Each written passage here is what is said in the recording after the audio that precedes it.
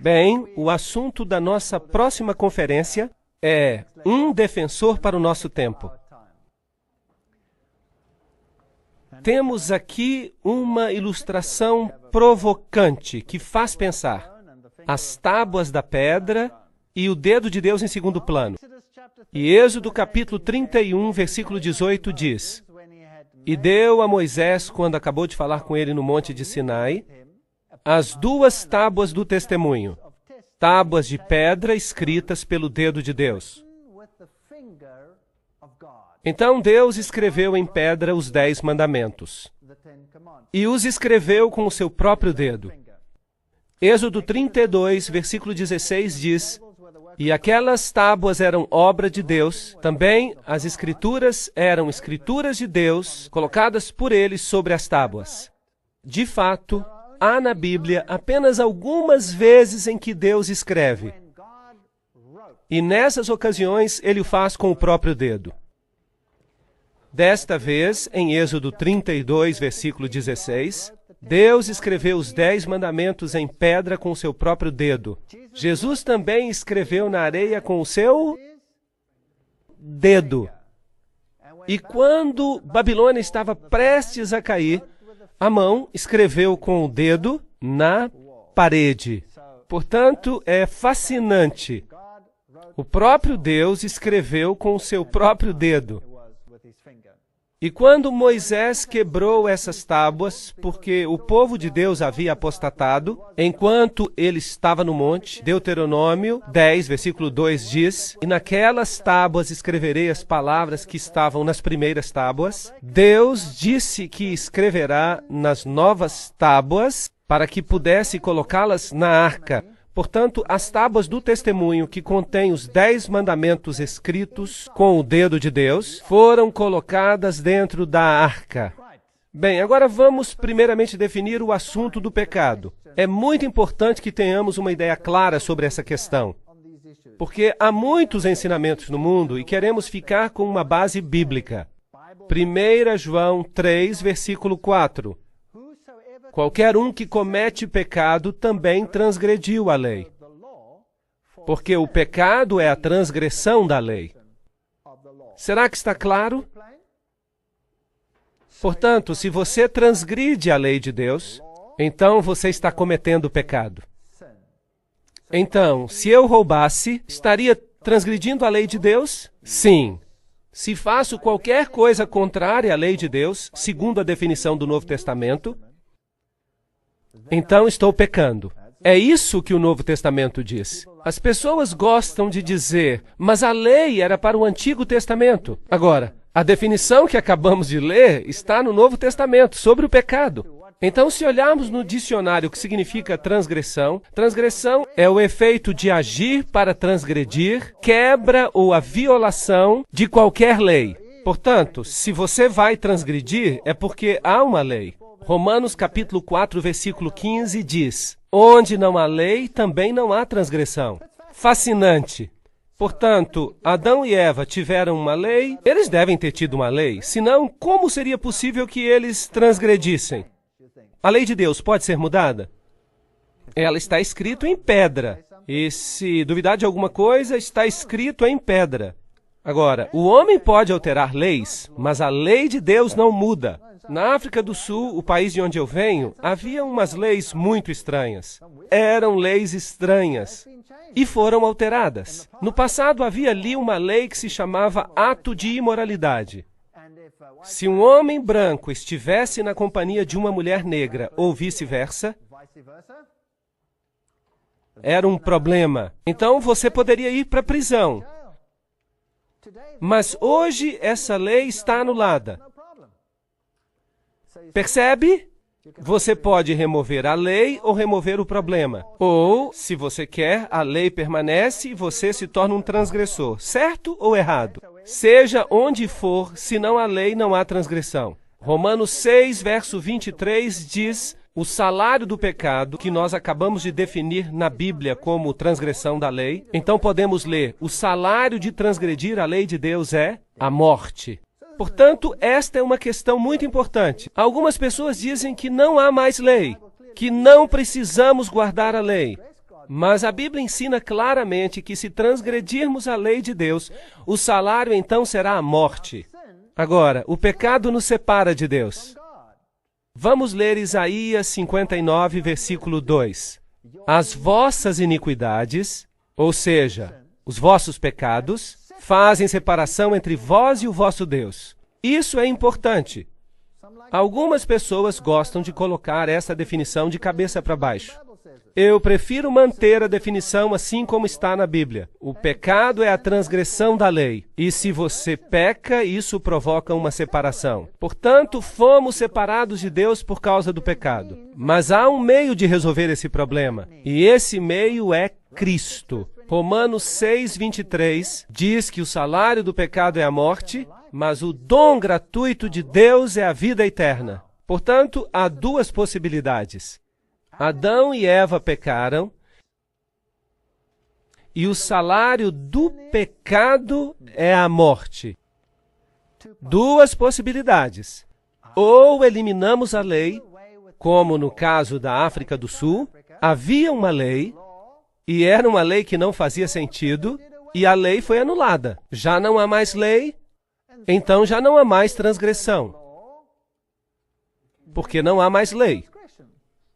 Faz sentido?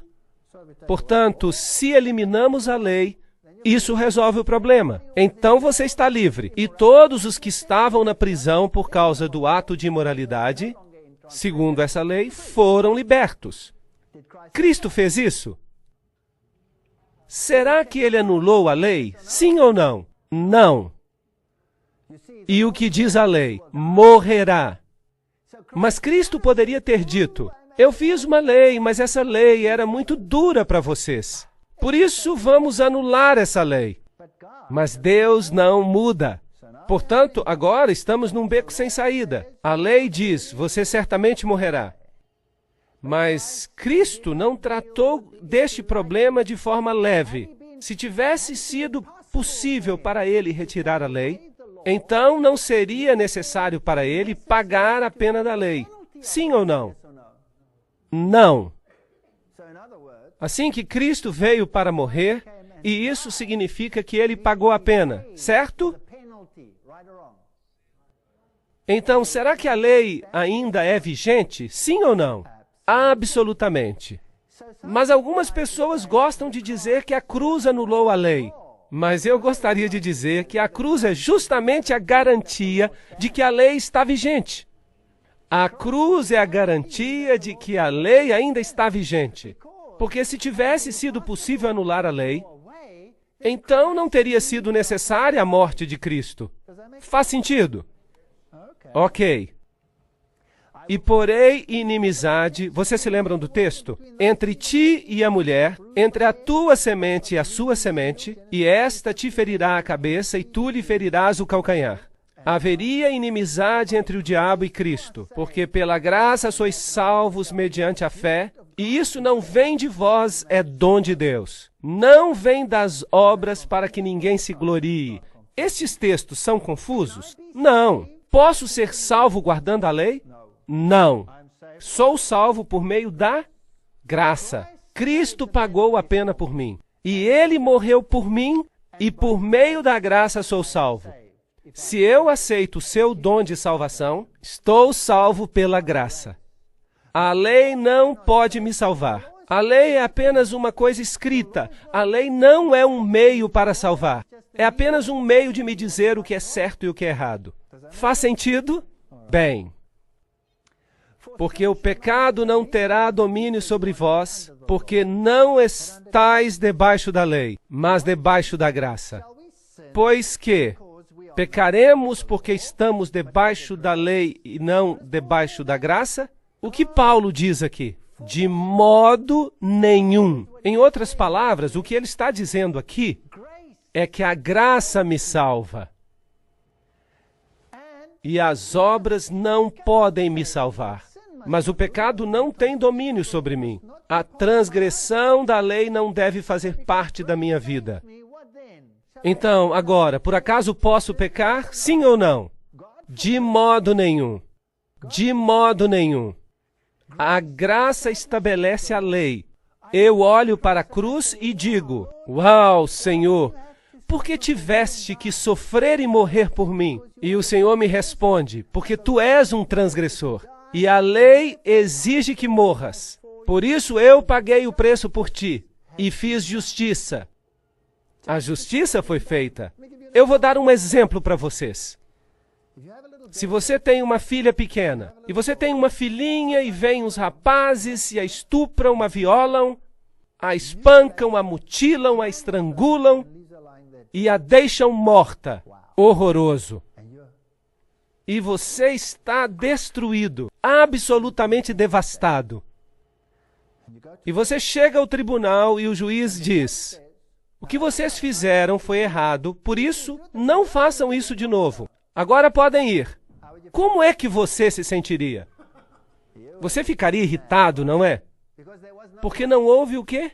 Justiça. Não se fez justiça. Mas Deus é 100% justo. Deus é também 100% misericordioso. É difícil ser ambos. Por isso, Deus tomou sobre si a pena e pagou o preço. E morreu. Será que Ele exige a sua morte também? Agora, esta é uma pergunta difícil. Ele exige que você morra. E que tipo de morte Ele exige? Ele exige a morte do velho homem do pecado. Em outras palavras, o velho eu tem que morrer. E o novo eu deve renascer da morte em Cristo, por meio do seu poder e da sua ressurreição. E o novo homem será transformado, e o novo homem transformado em Cristo, vamos então caminhar em Cristo por esta estrada, o caminho da nova estrada nesta vida, e Cristo nos dará a força para fazer o que é certo. Temos uma segunda oportunidade. Temos uma segunda oportunidade, mas, voltando ao exemplo do assassino, que é condenado à morte, então ele se arrepende completamente. E ali está ele. E alguém está disposto a trocar de lugar com ele. E ele tem uma segunda oportunidade. O que fariam estes homens? Será que eles sairiam para matar outra vez? Ou será que considerariam que têm uma nova oportunidade? E diriam: é melhor caminhar por um caminho melhor. Por isso, Deus proíbe que a graça anule a lei. Por isso, nenhuma carne será justificada diante dele pelas obras da lei. Não somos salvos pelo que fazemos ou porque fazemos coisas boas. Por meio da lei vem o quê? O conhecimento do pecado. Romanos 3, 19 e 20. Portanto, a lei não pode me salvar. Só Jesus pode me salvar. Mas a lei pode me dizer o que é certo e o que é errado. Por isso, se eu sei o que é certo e não faço, então para mim será o quê? Pecado. Ok. Então a lei me diz o que é pecado. Romanos 3, verso 31 diz: anulamos, pois, a lei pela fé? O que diz o texto? De maneira nenhuma. Antes, estabeleceremos a lei. É incrível como o pensamento de Paulo é distorcido sobre este ponto específico. Porque as pessoas acreditam que estão sob a graça e dizem que a obediência à lei é uma coisa judaica. Não, não, não, não.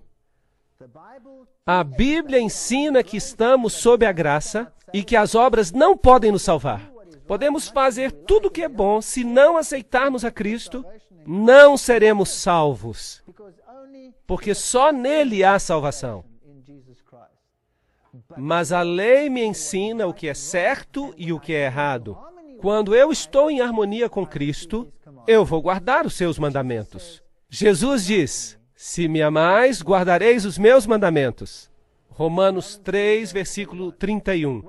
E assim a lei é santa e o mandamento santo, justo e bom. Romanos 7, versículo 12. Portanto, a Bíblia me ensina claramente que a cruz não substitui a lei. Em vez disso, ela a estabelece. Estabelece a autoridade da lei. Porque se tivesse sido possível tirar a lei, então Cristo não precisaria ter vindo para morrer. Portanto, agora nenhuma condenação há para os que estão em Cristo Jesus, que não andam segundo a carne, mas segundo o Espírito. O Espírito gosta do pecado? Não. O Espírito não gosta do pecado. Assim que, se você está em Cristo, dizendo ao Senhor, quero fazer a tua vontade, mostra-me o que é certo e o que é errado, e a fazer o que é certo. O pecado quebrou essa relação, e Deus fez para Adão e para sua mulher túnicas de pele, para vesti-los. Gênesis 3, versículo 21. É que eles tinham perdido as suas vestes de justiça. E Deus, na sua misericórdia, disse, vou cobri-los outra vez. E Ele lhes dá a promessa do Messias, que os recobre de justiça. Assim, o primeiro símbolo da morte foi um animal que morreu. Certo ou errado? Sim, o animal morreu e se tornou um tipo de Cristo, que iria morrer por nós. Agora vamos dar uma olhada em outra lei, que é a lei cerimonial e dizia respeito a todas as festas, regras e regulamentos que Israel tinha que cumprir. Agora, lembre-se, os 10 mandamentos foram escritos como? Lemos que pelo dedo de Deus. Foram escritos em pedra. E onde é que tinham que ser postos? Na arca. O cerimonial da lei foi escrito por Moisés.